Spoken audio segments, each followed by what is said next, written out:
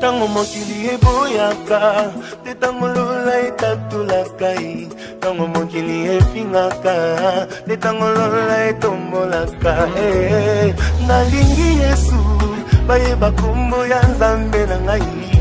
Nzambe hoya benga ngai, alabanda ya kutika ngate. Nalingi Yesu, baye bakumbo ya Nzambe na ngai. Nzambe hoya pon. Gloire à Dieu, nous louons le nom du Seigneur qui nous accorde la grâce d'être encore en sa présence en cette soirée. Nous vous souhaitons encore une bonne année 2018. Bonne année chérie. Bonne année chérie. C'est un plaisir d'être dans la présence du Seigneur et de pouvoir partager encore avec vous ce morceau de sa parole qu'il a mis sur nos cœurs.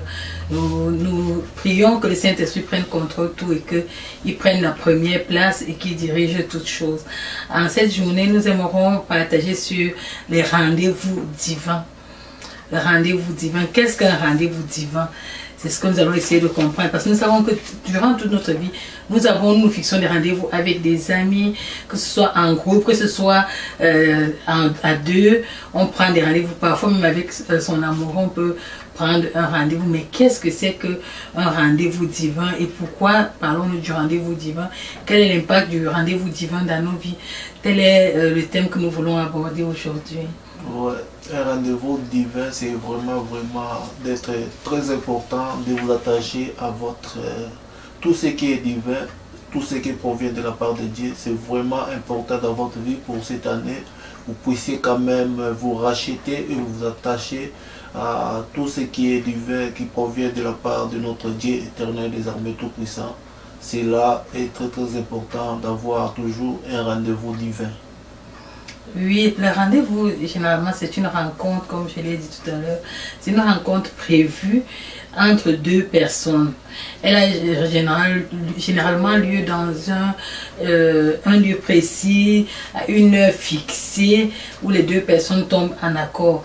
Mais lorsqu'on se rend compte, lorsqu'il s'agit de Dieu, c'est des rendez-vous généralement auxquels on ne s'attend pas. Ça peut être un rendez-vous. Ça peut se passer n'importe où, ça peut avoir lieu n'importe quand dans nos vies. Et vous allez vous rendre compte que dans la vie, on peut avoir rendez-vous avec la vie, rendez-vous avec la santé, rendez-vous avec des amis, mais rendez-vous aussi avec Dieu, qui est esprit. Fait que pendant que nous allons marcher durant nos vies, regardons comment les rendez-vous peuvent se passer et comment nous les apprécions et pourquoi nous avons ces rendez-vous. Et au-delà de toutes choses, les rendez-vous divins, pourquoi nous les avons? Parce que nous savons que sur ces thèmes, nous avons un passage. Et durant ce passage-là, les différentes choses qui ont lieu vont influencer nos vies positivement ou négativement. J'aimerais que nous puissions pour cela considérer un fait qui peut être considéré comme divers, mais un fait qui a changé la vie d'une personne, changé la vie d'une femme, changé la vie d'un peuple, changé la destinée d'une personne. Ce fait-là est inscrit dans la parole de Dieu, dans le livre de Jean au chapitre 1, chapitre 8. Nous allons lire du verset 1 à 11. Il est écrit: Jésus se rendit à la montagne des Oliviers, mais dès le matin, il alla de nouveau dans le temple et tout le peuple vint à lui. S'étant assis, il les enseignait. Alors les scribes et les pharisiens amenèrent une femme surprise en adultère. Et la plaçant au milieu du peuple, ils dirent à Jésus: Maître, cette femme a été surprise en flagrant délit d'adultère. Moïse dans la loi nous a ordonné de lapider de telles femmes. Toi donc, que dis-tu? Il disait cela pour l'éprouver, afin de pouvoir l'accuser. Mais Jésus s'étant baissé, écrivait avec le doigt sur la terre. Comme il continuait à l'interroger, il se releva et leur dit: que celui de vous qui est sans péché jette le premier la pierre contre elle. Et s'étant de nouveau baissé, il écrivait sur la terre. Quand ils entendirent cela, accusés par leur conscience, ils se retirèrent un à un, depuis les plus âgés jusqu'au dernier, et Jésus resta seul avec la femme qui était là au milieu. Alors s'étant relevé et ne voyant plus que la femme, Jésus lui dit: Femme, où sont ceux qui t'accusaient? personne ne t'a-t-il condamné? Elle répondit, non Seigneur. Et Jésus lui dit, je ne te condamne pas non plus, va et ne pêche plus. Fait que voilà la merveilleuse histoire qui va essayer de nous permettre de comprendre les rendez-vous. Nous savons que cette femme elle vit dans un contexte vraiment légaliste où la loi est mise en application. Et nous allons nous rendre compte que dans la marche de cette femme, il ne nous est pas dit si elle connaît véritablement ce que c'est que la loi. Mais nous savons que généralement quand nous sommes enfants, nos parents nous enseignent les lois, le respect d'autrui, le respect du mariage, le respect de la chose d'autrui. Maintenant, dans cette histoire, nous voyons une femme qui est confrontée à un péché qui est vraiment abominable, qui est l'adultère. Et elle est sur le point d'être lapidée. Et la réaction normale lorsqu'on parle d'adultère, c'est comme un dédain dans la société. Que ce soit pour l'homme ou que ce soit pour la femme, mais beaucoup plus pour la femme souvent. Mais ce qui va se passer, c'est quelque chose de merveilleux. Cette femme, c'est sûr, dans ses pensées, elle se disait, c'en est fini pour moi parce que elle savait que le salaire du péché, c'est la lapidation dans sa communauté. Et ce qui est merveilleux, c'est que cette femme va avoir un rendez-vous inattendu, un rendez-vous divin, un rendez-vous de salut, un rendez-vous qui va amener la vie. Le rendez-vous avec Jésus. Je suis sûre que si ces détracteurs savaient qu'en l'amenant à Jésus, elle allait être sauvée, ils n'allaient pas l'amener à elle. La Bible nous dit qu'ils l'ont amené pour pouvoir confondre plutôt Jésus, sachant que n'importe comment, il est prôné la mise en application de la loi. Mais nous nous rendons compte en lisant l'histoire que la réaction de Jésus va être merveilleuse parce que cette femme va non seulement obtenir le salut de son âme, mais elle va devenir une fervente croyante. Alléluia. Fait que c'est vraiment ça la grande révélation. La femme avait rendez-vous avec la mort, la lapidation, par lapidation, une mort atroce où on te jette des pieds jusqu'à ce que mort s'en survienne. Mais cette femme va rencontrer le Seigneur et il y aura un changement radical dans sa vie. Ce changement n'aura pas seulement lieu, le changement aura lieu à ce moment parce que les distracteurs vont partir. Le deuxième changement qui aura lieu, c'est que la femme ne va pas seulement atteindre le changement immédiat, elle va persévérer dans ce changement-là. Et le rendez-vous divin va avoir un impact. La femme adultère va devenir une merveilleuse femme, une femme pieuse. C'est de ça qu'il est question. Le rendez-vous divin qui apporte la différence dans ta vie, le rendez-vous divin qui impacte ta vie, le rendez-vous divin qui te transforme, le rendez-vous divin qui ôte le péché, le poids du péché, te rend libre, libre d'adorer Dieu, libre de servir Dieu, libre de toute condamnation des hommes. C'est de ce rendez-vous-là que nous voulons parler. Vraiment, le rendez-vous divin, c'est un rendez-vous auquel vous rencontrez à ce moment-là Dieu, quel que soit le moment. Ça peut être aussi soit le moment auquel vous devez vous consacrer à adorer Dieu, à faire quelque chose pour l'éternel. Nous avons beaucoup de sortes de rendez-vous divins auxquels par exemple, de Saoul, d'autres personnes ont pu rencontrer les rendez-vous divins là, brusquement. Ils étaient dans une route quelconque là et suivaient d'autres chemins. Lorsque l'Éternel Dieu a pris rendez-vous avec eux, leur vie a changé directement à tout ce qu'ils faisaient. Ils étaient devenus des grands adorateurs de Dieu et ils prêchaient la bonne parole et des grands serviteurs de Dieu. Chacun peut prendre son rendez-vous de sa façon, d'une autre, pour la rencontre de Dieu. Il y a plusieurs sortes de rendez-vous divins auxquels toute personne peut être consacrée dans ta vie ou rencontrer dans sa vie les rendez-vous divins de la part de notre Éternel des armées. Il est là toujours, mais chacun a son rendez-vous toujours divin. Ça peut être les moments auxquels vous donnez à tout le temps le Dieu les rendez-vous de prier et de lui adorer. C'est un rendez-vous aussi divin de la part de notre Éternel, soit la transformation auquel vous vous êtes frayé à travers notre Éternel des armées, auquel vous avez pu rencontrer l'Éternel des armées dans votre vie. C'est un rendez-vous divin, le moment. Il y a plusieurs sortes de rendez-vous divins sur cette terre, on peut voir cela. C'est vraiment notre Dieu merveilleux lorsqu'il te donne les rendez-vous divins là.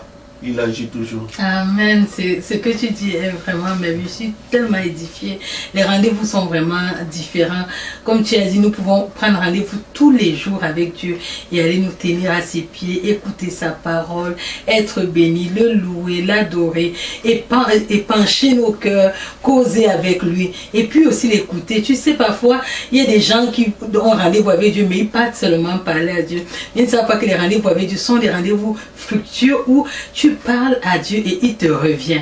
Alors le premier grand rendez-vous quand nous regardons, c'est le rendez-vous du salut. Est-ce que tu connais le Seigneur? Est-ce que tu as donné ta vie? Est-ce que tu sais qu'il y a un homme il y a plus de 2000 ans qui a donné sa vie afin que tu reçoives la vie éternelle si tu crois en lui? Ça c'est le premier rendez-vous et c'est le rendez-vous qui a pu changer, comme mon bien-aimé l'a dit, la vie de Paul, le rendez-vous qui a changé la vie des apôtres, le rendez-vous qui a changé la vie de plus de 3000 personnes juste en écoutant la prédication de Pierre, le rendez-vous qui a changé la femme adultère, le rendez-vous qui a changé ces aveugles. Il y a d'autres, comme je l'ai si bien dit, qui viennent juste pour la prière, mais il y a d'autres qui viennent seulement pour le miracle, bien aimé. Il vient, il a un désir, c'est un rendez-vous provoqué. Il vient, il a un désir, il veut être guéri, il vient, il reçoit la guérison, il part. Mais il y a d'autres qui viennent ayant la soif de connaître Dieu. C'est ça le bon rendez-vous. Le rendez-vous qui te transforme. Le rendez-vous où tu ne pars pas seulement prendre un miracle et tu repars. Mais un rendez-vous où tu pars et tu es transformé d'abord à l'intérieur. Tu es restauré dans ton âme et tu commences à marcher avec Dieu. Tu découvres au jour le jour qui est ton créateur et quelles sont les lois de son royaume, comment tu dois marcher dans son royaume, comment tu dois obéir à sa voix. C'est de ce rendez-vous-là qu'il est question dans nos vies. Nous pouvons prier, nous pouvons venir recevoir des miracles devant Dieu, si tout cela est bien. Mais si nous n'avons pas une communion perpétuelle avec Dieu, parce que la parole nous dit que c'est celui qui va persévérer jusqu'à la fin qui sera sauvé. Il y a un état où tu changes, mais il y a un état où tu persévères et tu grandis dans le royaume où tu es né. Vraiment, si nous regardons même sur la terre, il y a un enfant qui est né et que l'enfant ne grandit pas, ça nous paraît étrange. 2 ans, 3 ans, 4 ans, 5 ans, l'enfant est toujours bébé. Nous allons nous poser des questions, hein, bien aimé. Oui, l'enfant est bébé, il naît, il grandit. Au fur et à mesure il grandit, il doit apprendre à parler avec son père, c'est quoi la vie. C'est ce moment-là, on dit qu'il y a un rendez-vous divin. Et son père doit lui expliquer c'est quoi la vie, quoi faire. Parce qu'il grandit déjà, il était bébé et il grandit, il apprend à parler et son père maintenant doit lui apprendre c'est quoi la vie et ce qu'on doit faire dans la vie courante. C'est ça vraiment un rendez-vous divin, de prendre contact avec l'Éternel des armées, comme ton père, qui était bébé et tu grandis, tu dois prendre un rendez-vous divin de parler avec les Pères Tout-Puissants et discuter dans ton rendez-vous là sur ta vie et réparer tes fautes, comme le fit la dame qui était pécheresse. Les gens avaient osé lancer les pierres à lui et notre Seigneur Jésus-Christ a dit que celui qui ne pêche pas lance une pierre. Tout le monde s'était replié pour dire que les gens là aussi devaient prendre rendez-vous avec les Pères divins, avec notre Éternel des armées. C'est vraiment important. Lorsqu'ils s'étaient retirés là, c'était pas parti, ils devaient revenir pour prendre rendez-vous avec notre Éternel des armées, parce que ils étaient tous très chers. Amen, c'est vrai ce que tu dis, mon bien-aimé. Ça m'amuse parce que, en fait, moi, je n'avais pas saisi le message. C'est vraiment enrichissant parce que tu te rends compte. Eux, ils avaient rendez-vous. Le rendez-vous qu'ils avaient provoqué avec le Seigneur, c'était pour aller condamner la femme. Mais ce rendez-vous est devenu leur rendez-vous de condamnation à eux parce que lorsqu'il les a dit, celui qui n'a pas péché jette la première pierre, ils se sont rendus compte que eux tous là, ils étaient des pécheurs et ils sont rentrés. Vous voyez, donc ils ont rendez-vous. Ce qui est mauvais, c'est que dans leur retour, il n'y a pas eu une repentance. Ils ont juste eu la condamnation que c'est vrai, nous sommes pécheurs, mais ils sont partis avec cette merveilleuse femme qui est pécheresse, adultère, elle est restée et sa vie a été changée. Vous voyez, ça nous interpelle aussi. Lorsque tu as rendez-vous avec Dieu, nous avons des gens qui fréquentent des églises, qui fréquentent des lieux de culte, qui vont écouter la parole de Dieu, parfois qui pleurent, pour sur leur péché, mais c'est tout. Il n'y a pas de transformation. Quand tu as écouté la parole de Dieu, il doit y avoir une transformation palpable, tangible dans ta vie. On doit reconnaître que voici l'ancien toi et voici le nouveau toi après la rencontre avec le Seigneur. Si tu as vraiment rencontré le Seigneur, le changement doit être tangible et radical, parce que c'est une naissance. Imaginez-vous une femme qui est enceinte, on la voit, on voit que son ventre est rond, mais dès qu'elle accouche, le ventre devient plat. Donc c'est une transformation qui est visible. Ces gens-là ont eu la culpabilité et ils sont partis. Mais au-delà de la culpabilité, il doit y avoir un changement. Après que tu te sens coupable, tu dois te repentir et tu dois prendre l'engagement d'une nouvelle vie, une nouvelle conscience avec Dieu et passer dans les eaux du baptême. Fait que le rendez-vous divin ici, là, pour ces gens, était un rendez-vous de condamnation parce que eux, ils venaient avec la condamnation. La loi de la semence a été reproduite par elles. Ils ont sémé la condamnation est revenue vers eux. Mais ce n'est pas de cela que nous voulons te parler. Nous voulons te parler du rendez-vous de toi, du rendez-vous quotidien, comme l'a dit mon bien-aimé, où tu vas rencontrer Dieu, du rendez-vous de causerie que tu vas avoir avec Dieu, du rendez-vous que lorsque Dieu, parce que la Bible nous dit que Dieu a des plans de bonheur et non de malheur pour toi. En ce début d'année, Dieu a un plan aussi pour ta vie, au-delà de tous les plans humains que tu peux avoir. Quel est le plan de Dieu pour ta vie? Quand tu vas aller au rendez-vous de prière avec lui, quand tu vas causer avec lui dans ta chambre, parce que ici, il faut que nous sachions que le rendez-vous n'est pas seulement aller au culte. Le rendez-vous, c'est toi-même avec Dieu dans une communion personnelle. Parler avec lui, lui demander, papa, quel est ton plan pour ma vie? Et là, il va se révéler à toi. Quand il se révèle à toi, tu ne t'arrêtes pas la révélation. Tu continues, tu cherches à savoir comment cette révélation va devenir matérielle dans ta vie. Et pas seulement dans ta vie spirituelle, mais dans ta vie de tous les jours, au niveau de ton prochain. Parce que il y a le plan de Dieu qui concerne son œuvre, il y a le plan de Dieu qui concerne la société dans laquelle tu vis, il y a le plan de Dieu qui concerne ton voisin, ta famille. Toutes ces choses-là, tu dois aller devant le Seigneur pour savoir la révélation de cette année pour ta vie et pour la vie de ton entourage. Et ça, ce sont des rendez-vous avec Dieu. C'est dans ces rendez-vous qu'on a la révélation de ces choses. Ouais. Ce que je parlerai plus aux gens qui nous écoutent à ce moment, ne tardez pas à prendre ton rendez-vous divin avec ton Dieu, l'Éternel des armées. Il est là. Il attend que ton rendez-vous, que tu puisses faire les demandes. Nous voyons parfois les gens qui vont chez le président, un exemple concret. Lorsqu'ils attendent pour ces rendez-vous, parfois ils sortent avec des sourires. Il reçoit parfois quelque chose dont on ne sait pas. Mais notre Dieu, lorsque tu prends ce rendez-vous, lui donne tout, les bonheurs financiers, tout est arrangé dans ta vie, tout ce que tu avais besoin. Fais-le à ce moment-là et il va exaucer dans ton rendez-vous divin que tu prends à lui. C'est pour te dire, viens à notre Éternel des armées, prends ton rendez-vous divin, quel que soit le moment, quelles que soient les circonstances, viens à l'Éternel des armées. Il va te bénir, il va tout faire dans ta vie pour être en ordre à toutes choses et à toutes circonstances. Il va être avec toi dans tes rendez-vous, tes séances de rendez-vous que tu vas commencer à prendre au courant de toute ta vie. Il va être toujours avec toi dans le plan de bonheur.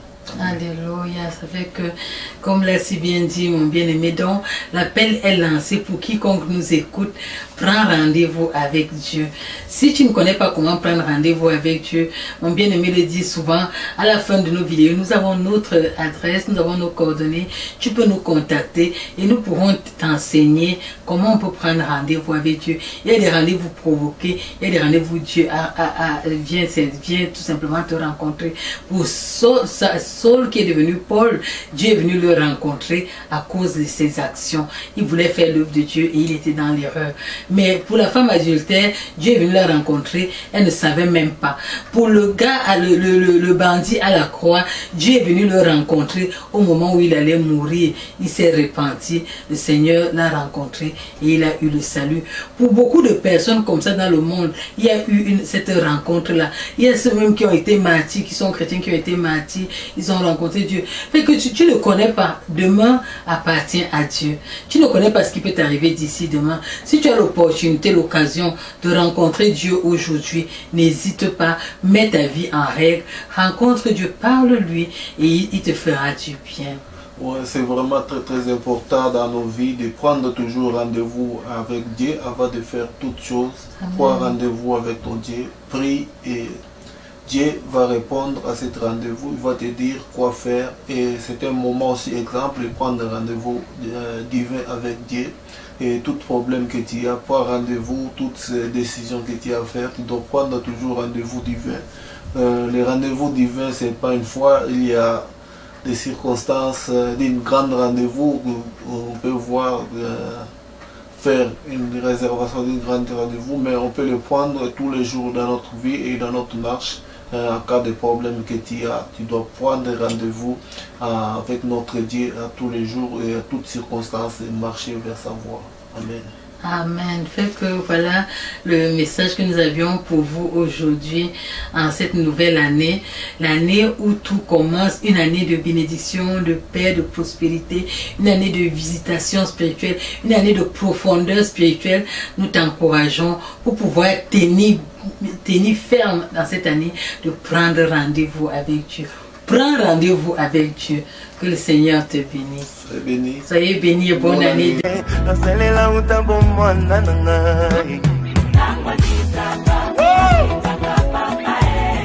My Lord.